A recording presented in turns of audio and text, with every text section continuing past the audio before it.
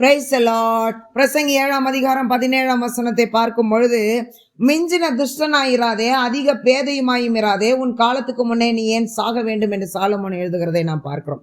ஒவ்வொரு மனிதனுக்கும் பிறப்பு இறப்பு என்பது கர்த்தரால் நியமிக்கப்பட்டது. சாலமோன் பிரசங்கி 3 பிறக்க ஒரு காலம் உண்டு, இறக்க ஒரு காலம் உண்டு. எல்லாத்துக்குமே ஒவ்வொரு காலம் இருக்கிறது பிரியமானவர்கள். நம்முடைய காலத்துக்கு முன்பாக சாகணும்னு விரும்புறது ஆண்டவருக்கு பிரியமானதே அல்ல.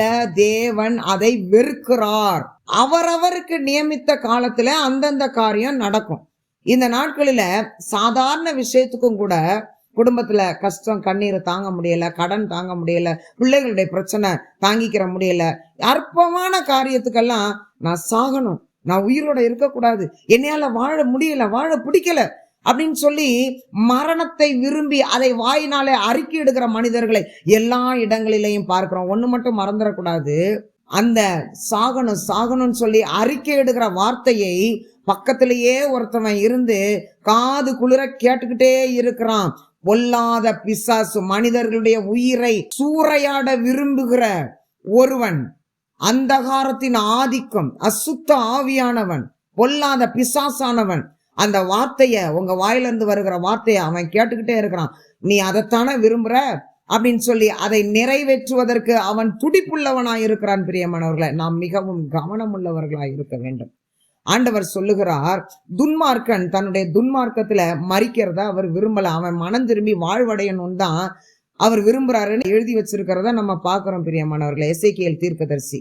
அடுத்ததாக பாருங்க, பூரண பரிசுத்தவான் ஆன பிற்பாடு ஆண்டவர் ஒரு செகண்ட் கூட இந்த பூமியில அவர் உயிரோட வைத்திருக்க மாட்டார். தான் சமூகத்திற்கு அவர் எடுத்துக்கொள்ளுவார்.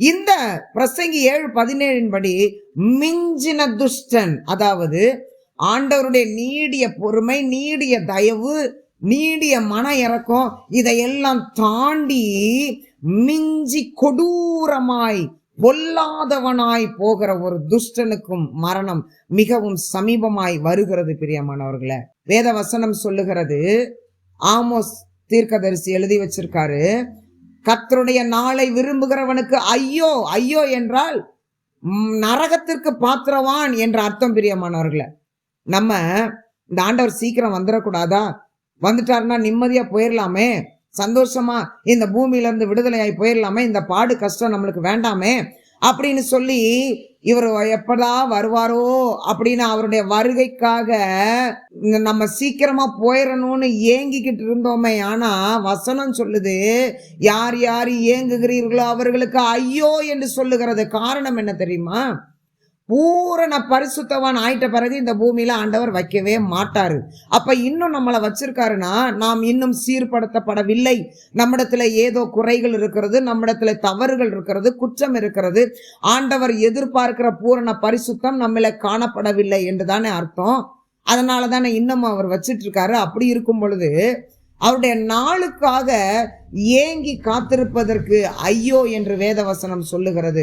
நரகத்திற்கு பாத்திரவான்களாய் நாம் போகக்கூடாது. அது மாத்திரமல்ல, ஒரு நீதிமான் மரணத்தை விரும்பும் பொழுது அவன் மீது ஆண்டவர் வைத்திருக்கிற திட்டமும் நோக்கமும் நிறைவேறாம எக்காலத்திலையும் ஆண்டவர் அதுக்கு முன்னாடி எடுக்கவே மாட்டார். ஒரு நீதிமான் மரணத்தை தேடி போனாலும் கூட அந்த மரணத்திலிருந்து காப்பாற்றி துடிக்க துடிக்க எடுத்து படுத்த படுக்கையில போட்டு கடைசி வரை போட்டு வச்சிருப்பாரே தவிர ஜீவனை எடுக்க மாட்டாரு. பிரியமானவர்களை, அந்த மனுஷனை கொண்டு தேவன் வைத்திருக்கிற திட்டத்தை அவர் நிறைவேற்றும் வரைக்கும் ஆண்டவர் அப்படிதான் வைத்திருப்பார். பாருங்க, இங்க எலியா தீர்க்கதரிசியை குறிச்சு பாக்குறோம். சூறை செடி கீழே படுத்துக்கிட்டு ஆண்டவரை பார்த்து சொல்றான், ஆண்டவரே என் ஆத்மாவை எடுத்துக்கிறோம், என் பிதாக்களை பார்க்கலாம், நான் நல்லவன் இல்லை, நான் பரிசுத்தவான்ல, என்னை எடுத்துக்கிறோம். ஆண்டவர் சொல்றாரு, மடையா, உன்னை வச்சு நிறைய காரியம் செய்ய வேண்டி இருக்குது, இன்னும் 3 கடமை நீ செய்ய வேண்டிய கடமை இருக்குது, அதை முடிக்கிற வரை உன்னை எடுக்க மாட்டேன், எழுந்துரு, இந்த போஜனம் பண்ணு. எழுந்திருச்சான், போஜனம் பண்ணா, மறுபடியும் தூங்கினா, மறுபடியும் எழுப்பினாரு, நீ போக வேண்டிய தூரம் ரொம்ப தூரம் இருக்குது, எழும்பு, போஜனம் பண்ணு. மறுபடியும் போஜனம் பண்ணிட்டு நடந்தான். 40 நாள் நடந்து ஓரேப்பு மலையில போயிட்டு ஒரு கெபிக்குள்ள இருந்தான். அங்க ஆண்டவர் வந்து, இங்க என்ன உனக்கு வேலை, நீ செய்ய வேண்டிய வேலை ஒரு இடத்துல இருக்குது, வா கிளம்புன்னு சொல்லி ஆண்டவர் அவனை விரட்டிக்கிட்டே இருந்தாரு. பிரியமானவர்களை, ஒரு தேவ மனுஷன் மீது அவருடைய திட்டம் நிறைவேற வரைக்கும் அவனை பின்தொடர்ந்து அவனை விரட்டி கொண்டே தான் இருப்பார். அவன் மரணத்தை விரும்பினாலும் கூட ஆண்டவர் ஜீவனை எடுக்க மாட்டார். பிரியமானவர்களே, என்ன 3 கடமை? ஆசகேலை சீரியாவின் மீது ராஜாவாக அபிஷேகம் பண்ணணும். எலிசாவை எலியாவின் ஸ்தானத்துல தீர்க்கதரிசியாக அபிஷேகம் பண்ணணும். ஆகாப் ராஜா தான் செய்த குற்றத்தை நினைத்து அவன் மனம் திரும்ப வேண்டும், அவன் உணர்வடைய வேண்டும். இந்த வேலையும் எலியாவுக்கு ஆண்டவர் கொடுத்திருந்தார். இந்த 3 காரியமும் முடிந்த பிற்பாடுதான் எலியாவை ஆண்டவர் சுழல் காற்றிலே எடுத்துக்கொண்டார். பிரியமானவர்களே, துன்மார்க்கத்திலே மரிப்பது அவருக்கு பிரியம் அல்ல. பரிசுத்தவான்களின் மரணம் அவருடைய பார்வைக்கு பிரியமானதா இருக்கிறது. சாவத்தேடி நம்ம போக வேண்டாம். கர்த்தர் நம்மோடு கூட இருக்கிறார் என்பதை மறந்து போக கூடாது. பிரியமானவர்களே, தேவனுடைய சித்தத்தின்படி ஒவ்வொரு காரியத்திலையும் நாம் காத்திருக்கும் பொழுது அவர் நம்மை நடத்துவதற்கு வல்லவராய் இருக்கிறார். கர்த்தர் தாமே நம் ஒவ்வொருவரையும் அளவில்லாமல் ஆசீர்வதிப்பார். ஆமென்.